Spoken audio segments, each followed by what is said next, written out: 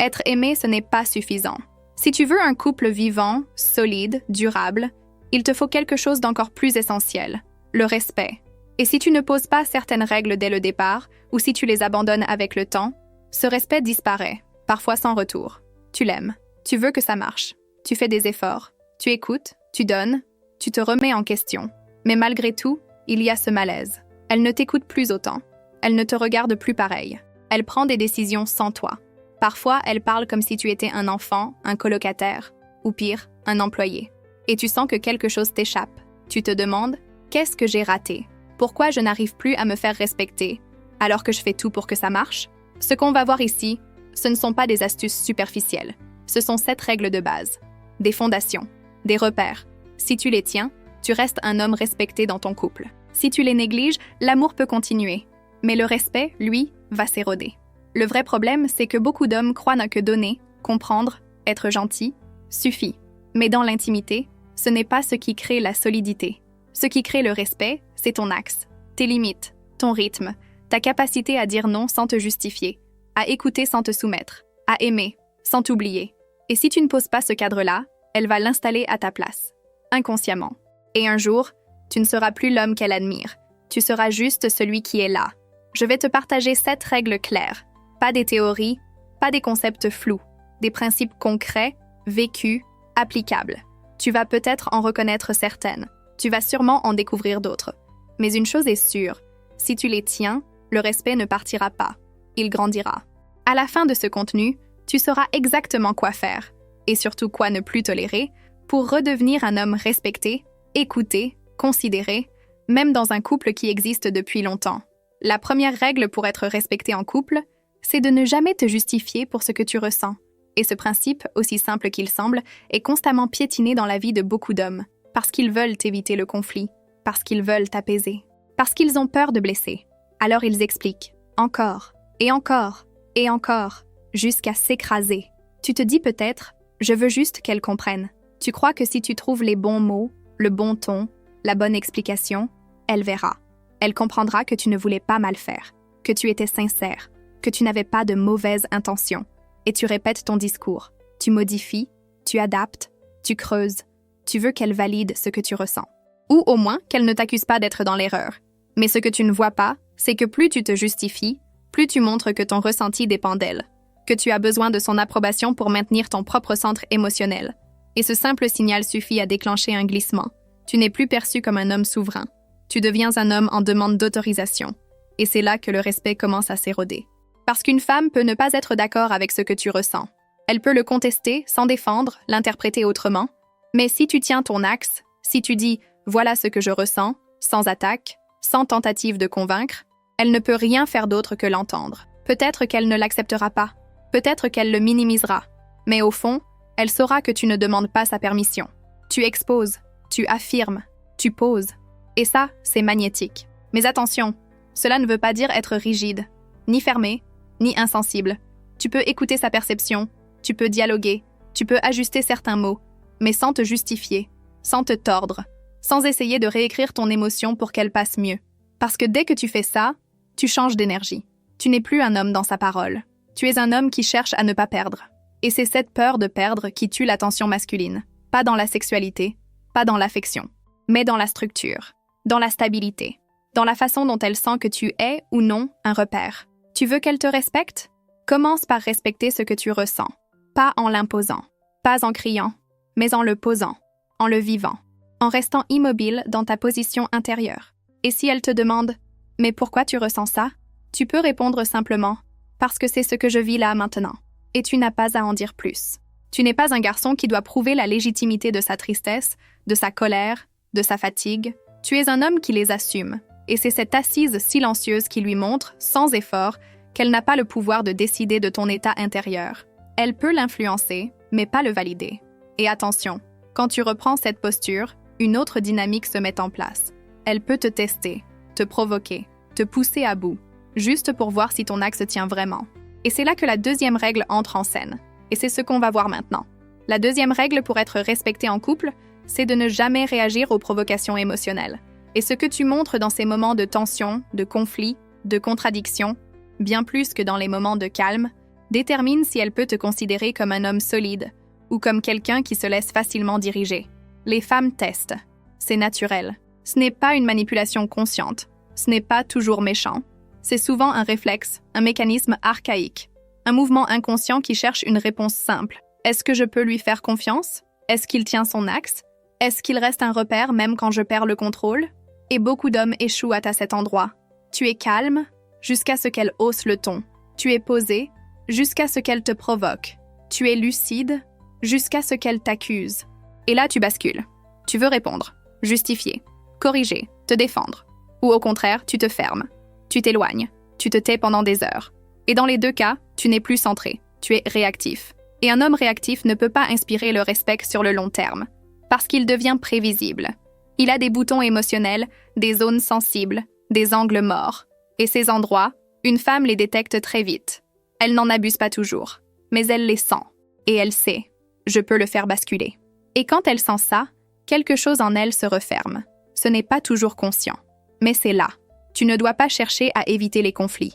Tu dois apprendre à les traverser sans perdre ton centre, à entendre ce qu'elle dit sans t'y identifier, à sentir le coup sans répondre avec violence, à rester dans ton souffle, dans ta parole lente, dans ton calme non passif. Tu n'es pas un mur, tu es un axe vivant. Et cet axe ne se construit pas dans les livres, il se construit dans la friction, dans les moments où tu veux exploser et tu respires, où tu veux fuir et tu restes, où tu veux convaincre et tu observes. Et plus tu fais ça, plus tu incarnes une forme de stabilité rare, une forme de puissance tranquille. Et cette puissance ne lui fait pas peur. Elle la rassure. Elle lui rappelle au niveau instinctif qu'elle peut relâcher le contrôle, qu'elle peut descendre en elle, qu'elle peut s'adoucir. Pas parce que tu lui demandes, mais parce que tu ne t'effondres pas. Et attention, cette règle ne veut pas dire tout tolérer. Elle ne veut pas dire accepter l'irrespect, les cris, les humiliations. Elle veut dire « je ne suis pas réactif, mais je suis lucide ». Et quand quelque chose dépasse la ligne, tu poses une limite claire, sans colère, sans drame, mais avec fermeté. Et cette fermeté, si elle est propre, inspire un respect durable. Mais voilà, rester centré, ça ne suffit pas. Il y a un autre endroit où les hommes perdent le respect, même s'ils sont calmes, posés, solides. C'est dans leur manque de vision, leur absence de direction, leur incapacité à incarner un mouvement dans la relation. Et c'est là que la troisième règle devient essentielle. Et c'est ce que nous allons voir maintenant. La troisième règle pour être respecté en couple, c'est de ne jamais abandonner ta direction. Et ce que cela veut dire, ce n'est pas être autoritaire, fermé, inflexible. Cela veut dire que tu as une trajectoire, un cap, une énergie qui avance, et que tu ne la perds pas, même dans l'amour, même dans le quotidien, même dans les ajustements. Parce qu'un homme sans direction devient vite un homme sans valeur perçue. Et c'est là que beaucoup tombent. Au début d'une relation, ils sont clairs. Ils savent ce qu'ils veulent. Ils avancent. Ils construisent. Ils ont un projet, un feu, une énergie. Et puis, la relation s'installe. Ils ralentissent. Ils s'adaptent. Ils se centrent sur elle, sur nous. Et sans même s'en rendre compte, ils changent de centre de gravité. Ils passent de « je trace » à « je suis disponible ». Et petit à petit, ils s'effacent dans le couple. Et cette disparition n'est pas forcément visible. Ils sont toujours là. Ils aiment. Ils écoutent. Ils soutiennent. Mais ils ne portent plus rien. Ils ne proposent plus. Ils attendent. Ils réagissent. Ils vivent dans l'équilibre. Et ce qui, au début, semblait être une force, leur douceur, leur écoute, leur ouverture, devient une mollesse, une fadeur, une absence de tension, et une femme, face à ça, se ferme, lentement, inconsciemment, parce qu'elle sent qu'elle est en train de devenir la direction du couple. Elle doit penser, elle doit planifier, elle doit guider. Et même si elle en est capable, ce n'est pas ce qu'elle veut profondément. Elle ne veut pas d'un homme qui attend. Elle veut un homme qui incarne un mouvement, qui l'inclut, qui l'écoute, mais qui ne perd pas son axe pour ça. Alors qu'est-ce que ça veut dire concrètement, garder sa direction? Ça veut dire que tu ne sacrifies pas ce qui te nourrit pour la paix. Tu continues à créer, à penser, à construire. Tu gardes un espace de toi qui ne dépend pas d'elle. Tu fais des choix, même si elle doute. Tu proposes, même si elle résiste. Tu restes dans ton mouvement, et tu l'ouvres à ce mouvement sans la forcer à te suivre. Et ce mouvement, ce n'est pas un programme de vie rigide. C'est une énergie, une posture, un lien à ce qui te dépasse, une clarté sur ce que tu veux bâtir, pour toi, pour elle, pour le monde. Et cette clarté se sent. Elle n'a pas besoin d'être répétée. Elle se lit dans tes yeux, dans ta manière de parler, de marcher, d'agir. Mais attention, si tu fais passer ta direction en force, sans l'écouter, Sans la considérer, tu bascules dans le pouvoir sec. Tu imposes. Et tu perds son cœur. L'équilibre, c'est la fermeté dans ton cap. Et la souplesse dans ta manière de l'y inclure. Tu restes ouvert, mais pas dévié. Tu adaptes, mais tu ne renies pas. Tu écoutes, mais tu ne renonces pas à toi. Et quand tu incarnes ça, elle peut enfin se relâcher. Pas parce que tu la domines, mais parce qu'elle sent que tu ne comptes pas sur elle pour te guider. Tu es là, en toi, en chemin. Et ce chemin est assez vaste pour deux, mais pas à condition de t'arrêter. Mais attention, cette direction, même bien tenue, peut être vidée de sa force si tu laisses quelque chose de fondamental s'effondrer, ton autorité intérieure, c'est-à-dire ta capacité à dire non, à poser des règles, à ne pas tout tolérer. Et c'est là que la 4e règle entre en jeu. Et c'est ce que nous allons voir maintenant. La 4e règle pour être respectée en couple, c'est de ne jamais tolérer l'inacceptable. Et cette règle, elle est souvent mal comprise. Parce que beaucoup d'hommes croient que poser une limite, c'est se mettre en colère, hausser le ton, partir, faire une scène. Non. Poser une limite, ce n'est pas perdre le contrôle. C'est tenir un cadre silencieux, mais non négociable. Et ce cadre, tu dois l'avoir avant même qu'elle le franchisse. Parce que si tu attends que le manque de respect soit trop visible, trop intense, trop tard, tu réagiras dans l'émotion. Et dans l'émotion, tu ne poses pas une limite. Tu cries ta frustration. Et ce cri-là, même s'il est justifié, ne sera jamais entendu comme une règle claire. Il sera perçu comme une faiblesse qui explose, et non comme une autorité qui tient. L'inacceptable, ce n'est pas universel. Ce n'est pas la même chose pour tous. Pour toi, ça peut être le mépris, l'ironie, le chantage affectif, le mensonge, les silences froids, les remarques publiques, le contrôle constant. Peu importe. Ce qui compte, c'est que tu saches ce que toi, tu ne peux pas et ne veux pas accepter. Et que tu le poses clairement, sans drame, sans menace, juste avec ton corps, ton regard, ta parole simple. Et c'est là que beaucoup échouent. Ils accumulent, ils relativisent, ils se disent « c'est rien ». Elle est stressée, elle ne pense pas ce qu'elle dit, et ils encaissent. Et à force d'encaisser, ils explosent. Ou pire, ils s'éteignent, ils deviennent passifs, résignés, présents physiquement, absents intérieurement. Et à ce moment-là, le respect meurt, lentement, mais sûrement. Parce qu'un homme qui ne dit pas stop, même avec douceur, devient un homme flou. Et un homme flou ne peut pas être un pilier. Il peut être aimé, mais il ne peut pas être suivi. Il peut être toléré, mais il ne sera pas consulté. Et tôt ou tard, il deviendra un décor, pas une présence. Mais dire stop ne veut pas dire être rigide. C'est dire « je te vois, je comprends ». Mais là, tu franchis quelque chose que je ne peux pas laisser passer. Et si tu continues, je ne resterai pas à ce prix-là.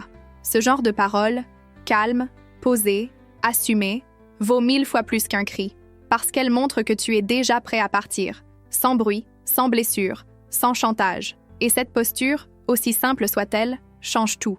Elle ne provoque pas toujours une réaction immédiate. Parfois, elle dérange. Parfois, elle fait peur. Mais elle crée un respect, un vrai.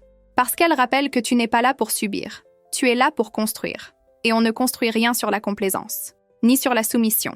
Mais attention, poser des limites ne suffit pas si derrière, tu n'as pas de cohérence dans ta parole quotidienne. Si tu dis des choses que tu ne fais pas, si tu promets, mais tu oublies, si tu affirmes, mais tu n'agis pas. Et c'est là que la 5e règle entre en jeu. Et c'est ce que nous allons voir maintenant. La 5e règle pour être respecté en couple, c'est de toujours faire ce que tu dis. Et cette cohérence, cette fiabilité silencieuse, ce « je fais ce que j'ai dit que je ferai », est l'un des marqueurs les plus puissants du respect dans un couple. Pas parce qu'elle a besoin de contrôle, mais parce qu'elle veut pouvoir s'appuyer, sans vérifier, sans douter, sans rappeler. Et ce que tu ne vois peut-être pas, c'est que chaque petite parole non tenue affaiblit un peu plus ton image. Ce n'est pas visible, ce n'est pas violent, mais c'est progressif. Tu dis que tu vas ranger quelque chose, tu oublies. Tu promets de gérer un sujet, tu repousses. Tu affirmes que tu vas poser une limite, tu laisses passer. Et à chaque micro-écart, tu crées une dissonance, une incohérence. Et cette incohérence, même si elle est petite, répand un message. Je ne suis pas fiable. Et ce message est fatal. Pas tout de suite, pas en surface. Mais au bout de quelques mois, quelques années, il s'installe. Et un jour, elle ne te consulte plus. Elle décide sans toi. Elle n'attend plus ton avis, parce qu'elle a intégré que tes paroles sont des intentions, des idées, des élans, mais pas des piliers. Et dans un couple, ce que l'autre cherche inconsciemment, c'est un pilier. Mais attention, il ne s'agit pas de devenir un robot. Il ne s'agit pas de faire tout le temps, de manière parfaite. Il s'agit d'avoir une ligne, une rigueur, une conscience de l'impact de ta parole. Tu peux te tromper, Tu peux oublier, mais tu dois le reconnaître, le corriger, le tenir la fois suivante, pas pour elle, pour toi. Parce que si tu veux être respecté, commence par respecter ta propre parole. Et cette rigueur n'est pas rigide.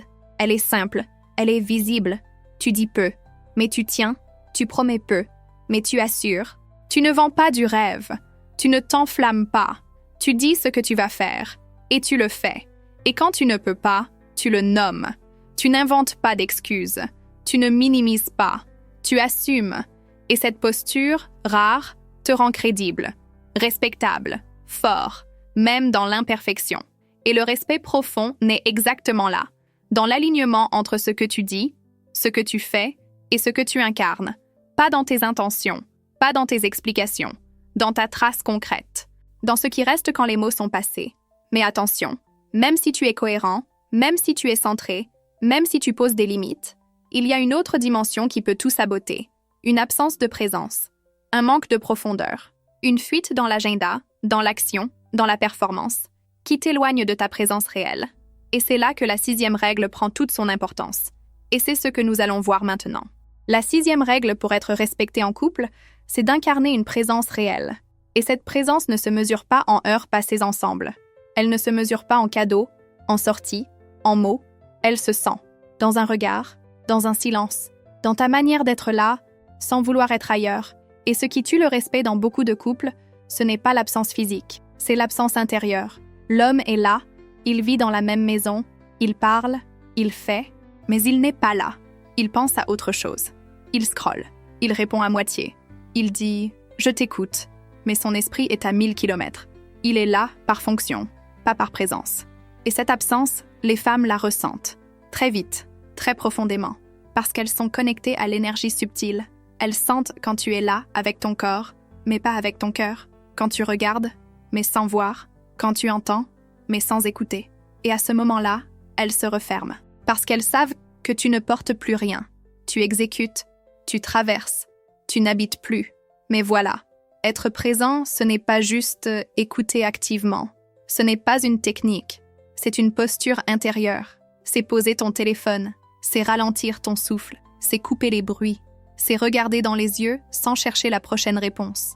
C'est entrer dans un moment sans chercher à en sortir. Et cette qualité de présence n'est pas naturelle dans notre monde. Elle se perd, elle s'érode, elle demande un entraînement, une discipline, pas une performance, une conscience, un engagement simple.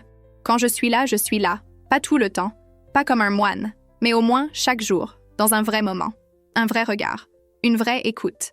Et cette présence change tout, parce qu'elle ne demande rien. Elle ne pousse pas, elle ne prouve pas. Elle est, et une femme, face à ça, se relâche. Elle descend de ses tensions. Elle ouvre son cœur. Elle parle autrement, parce qu'elle sent que tu es revenu. Pas dans le passé, pas dans l'avenir. Ici, maintenant.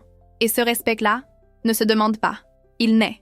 Il naît du silence habité, de la lenteur assumée, de ta capacité à être un espace. Pas un rôle, pas une solution, un espace. Et dans cet espace, elle peut redevenir elle-même. Mais attention, cette présence, si elle n'est pas soutenue par une énergie plus vaste, peut devenir molle, lente, passive. Tu deviens zen, mais tu ne portes plus rien. Et c'est là que la dernière règle entre en jeu. Une règle qui ne concerne pas directement le couple, mais ce que tu incarnes au-delà de lui. Et c'est ce que nous allons voir maintenant. La 7e règle pour être respecté en couple, c'est de ne jamais faire d'elle ton centre. Et cette vérité, aussi dure soit-elle, est ce qui fait la différence entre un homme qui inspire et un homme qui implore. Parce qu'un homme qui vit pour son couple, qui se définit par sa relation, qui base sa valeur sur l'amour qu'il reçoit, devient, tôt ou tard, soit étouffant, soit effacé. Et ce n'est pas parce qu'il aime trop, ce n'est pas parce qu'il est faible, c'est parce qu'il a déplacé son axe. Il ne vit plus pour lui. Il vit pour maintenir le lien, pour ne pas perdre, pour être choisi chaque jour. Et dans cette dépendance invisible, il se dissout, lentement, par amour, croit-il, par loyauté, par générosité, mais en réalité, il se trahit. Et une femme, face à ça, se ferme, parce qu'elle ne veut pas être le centre d'un homme. Elle veut être avec un homme qui a un centre, un homme qui vit une direction, qui porte un feu, qui incarne quelque chose de plus grand que le nous, parce que c'est ce feu-là qui la rallume, qui la sécurise, qui lui donne envie de s'ouvrir, et non pas un amour mou, soumis, désespéré, un amour qui attend l'autre pour exister. Mais voilà, beaucoup d'hommes tombent dans ce piège sans s'en rendre compte. Ils commencent à adapter leur rythme, leur agenda, leur énergie. Ils oublient leur passion. Ils arrêtent de créer, de s'entraîner, de nourrir leur mission, parce que la vie de couple prend tout l'espace. Et un jour, ils se regardent et ne se reconnaissent plus. Ils sont devenus le mec de présent, gentil, fiable, mais vide. Et cette vacuité ne peut pas porter un lien vivant. Tu veux être respecté? Alors reste connecté à ce qui te dépasse, à ce que tu veux bâtir, à ce que tu veux explorer, à ta part sauvage, libre, insoumise, celle qui n'a pas besoin d'être vue pour exister, celle qui te pousse à t'élever, à prendre des risques, à poser des actes, même s'ils ne sont pas compris. Et quand tu vis ça, tu redeviens magnétique, parce que tu n'as plus besoin d'elle pour valider ton chemin. Tu l'as choisie, pleinement, profondément, mais sans te trahir, sans te réduire, sans espérer qu'elle comble tes vides. Et ce choix-là est puissant, parce qu'il repose sur une abondance, pas sur un manque, sur une complétude, pas sur un besoin. Et cette posture-là est rare, mais elle est inoubliable, parce qu'un homme qui peut aimer sans se perdre est un homme qui peut être aimé sans être déséquilibré. Il ne force rien, il n'impose rien, mais il inspire, il stabilise, il ouvre, il est un pilier, sans jamais se figer. Et si tu veux rester cet homme, même quand les conflits surgissent, même quand le désir fluctue, même quand l'amour devient flou, alors la vraie suite, ce n'est pas juste d'appliquer ces règles, c'est d'apprendre à les incarner, même quand c'est difficile. Et surtout, de les vivre, même si un jour tu dois partir. Parce que le vrai respect commence le jour où tu sais que tu peux perdre l'autre sans te perdre toi. Relis ces règles, pas avec la tête, avec le corps. Demande-toi, laquelle j'ai oubliée? Laquelle je trahis sans m'en rendre compte? Et choisis aujourd'hui un petit geste qui te ramène dans ton axe. Un geste silencieux, mais solide. Laquelle de ces 7 règles tu sens comme urgente pour toi? Dis-le-moi en commentaire. Et si tu veux aller plus loin, si tu veux apprendre à garder ta puissance, même quand elle doute, critique ou menace de partir, alors le prochain contenu va t'armer. On va explorer les 5 comportements qui font qu'une femme teste ton autorité sans même s'en rendre compte, et comment y répondre sans violence, mais sans faiblesse.